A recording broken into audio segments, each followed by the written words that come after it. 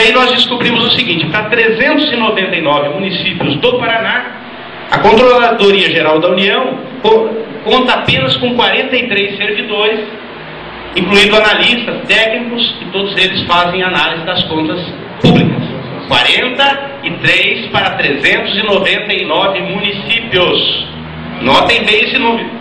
E o TCU, Tribunal de Contas da União, através da secretaria que atua nessa área, tem 29 ao todo, sendo que apenas 16 faz esse trabalho. Aí a gente já começou a descobrir aonde que está. Nós, como empresários, sabemos que se você não souber gastar, e se você não controlar suas contas, você vai procurar. Qualquer pessoa sabe, até a dona de casa sabe disso. Lá nas suas contas ela tem que controlar os seus custos, né? Aí você começa a descobrir, peraí, mas eu não tenho ferramenta de controle. A minha ferramenta não funciona. Ok? E aí nós fomos mais. 91,67% das licitações contém fraudes. Isso é dado da Controladoria Geral da União. 91,67% do que é licitado pelos órgãos públicos contém fraude. Esse é outro dado. E aí nós verificamos que na 24ª edição do programa de fiscalização por sorteios, que é o sistema que eles fazem, já que eles não têm gente para fazer em todos os lugares, caiu apenas no Paraná em 2007, Bandeirantes, um município de 32 mil habitantes, Colombo com 247 mil habitantes e Farol do Oeste, que hoje é Farol apenas, eu nasci lá, 3.354 habitantes. Então, como é que você faz para ter qualidade na aplicação dos recursos se você não tem sistemas de controle? Qualquer pessoa sabe que tem que ter sistema de controle. Até o extrato bancário você tem que controlar. Ok? Então era esse o problema. Quer dizer, como fazer para resolver esse problema? E aí nós podemos chegar em algum lugar. E aí a gente fez uma outra pergunta: mas eu tenho o direito, eu sociedade, eu cidadão, tenho o direito de fiscalizar? E aí nós encontramos a base legal: Constituição Federal, Lei de Responsabilidade Fiscal e Estatuto das Cidades.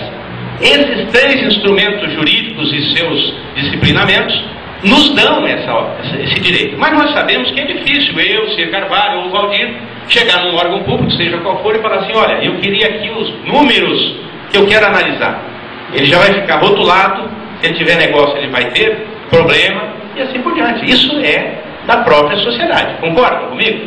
Então fica difícil, e aí eu fico refém de um sistema que não funciona. Então, baseado nisso, essa é a história de Maringá. Nós resolvemos criar um mecanismo que pudesse fazer isso e que não tivesse a personalidade do João, do Pedro ou do Manuel, e sim que fosse da sociedade. Então criamos um negócio chamado Observatório Social. Esse é o tema que eu estou trazendo para vocês. Então tudo isso foi para dizer o que nós fizemos lá e por que nós fizemos.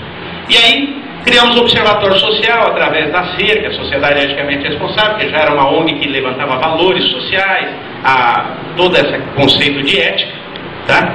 E aí, quem compõe este observatório em Maringá? É formado por voluntários, normalmente aposentados, empresários, professores, estudantes, não filiados a partidos políticos. Por quê? Não que seja pecado ser filiado a partido político, mas é que se ele é do partido A e está fazendo um trabalho e o outro é do partido B, vai dar a conotação de questões partidárias. Então nós precisamos afastar qualquer sombra de que tem dois lados. Não é dois lados, existe o organismo público, existe a sociedade querendo fazer aquilo funcionar. Se tiver dúvidas de alguma coisa que eu falei, pode me interromper. Quem deu a sustentabilidade para isso? Como eu disse, nós fomos buscar criar isso com o nome de toda a sociedade. Então nós fomos buscar apoio do Ministério Público, Receita Federal, Justiça Federal, Tribunal de Contas, Sociedade Organizada Comunitária, Controladoria Geral da União e Receita Estadual. Todos dando suporte para que a gente fizesse isso. Ok? Então é importante que lá a gente buscou dar capilaridade ao processo. Nós tínhamos que ter a maior representatividade. Então tinha gente lá, um funcionário da Receita, um fiscal, tinha alguém da área da OAB. Então tem todo mundo compondo esse organismo para que a gente fizesse o trabalho sem ficar assim, não, é o pessoal do Valdir que está fazendo, não é o pessoal do João, do Pedro, enfim. Ele tem que ter essa cara da sociedade e de forma a ter prestígio inquestionável. Mesmo assim questiona. E aí nós vamos começar por onde? Quer dizer, a gente vai fazer o quê? A gente vai começar olhando os balanços, enfim. Não, vamos começar por coisas que sejam mais fáceis de fazer, mas que sejam importantes. Então Maringá criou a primeira força-tarefa e estruturou ela através de estagiários, especialistas, voluntários. Passou um ano estudando, porque hoje o caminho que nós ensinamos ele já foi trilhado, fica mais fácil, mas lá a gente não tinha isso no Brasil. A gente tinha que estudar.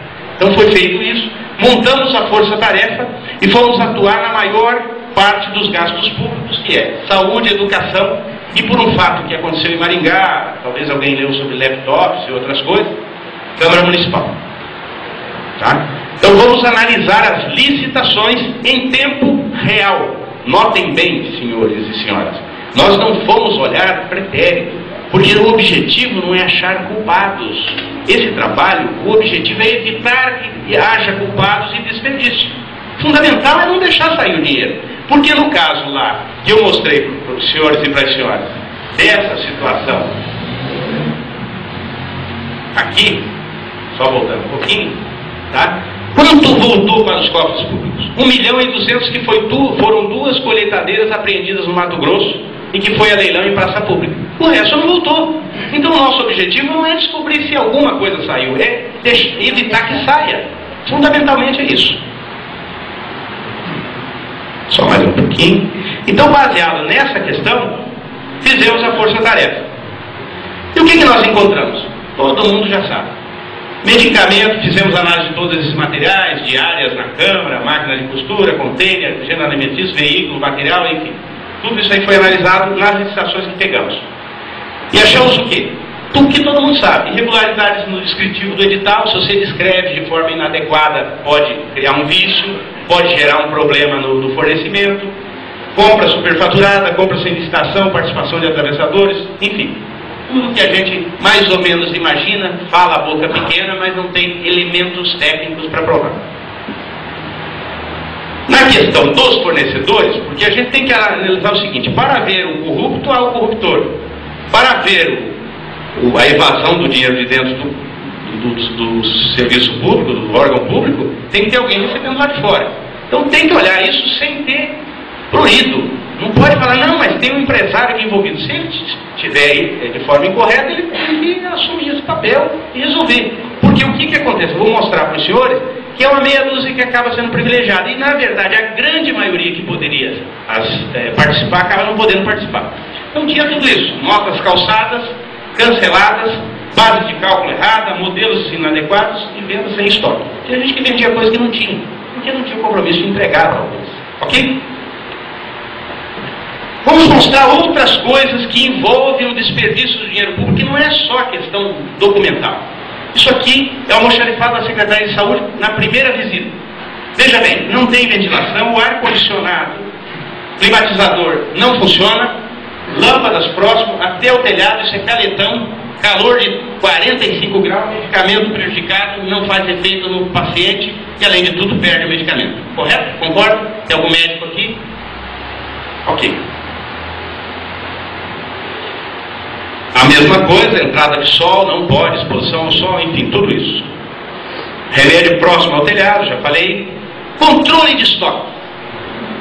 Tem gente aqui que tem loja, tem gente que tem escritório. Controle de estoques, Kardec feito a lápis. E aí foi perguntado o seguinte: como é que você controla, faz o balanço?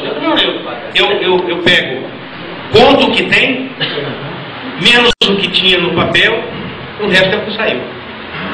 Fácil? Legal, né? Bom, eu quero ficar na minha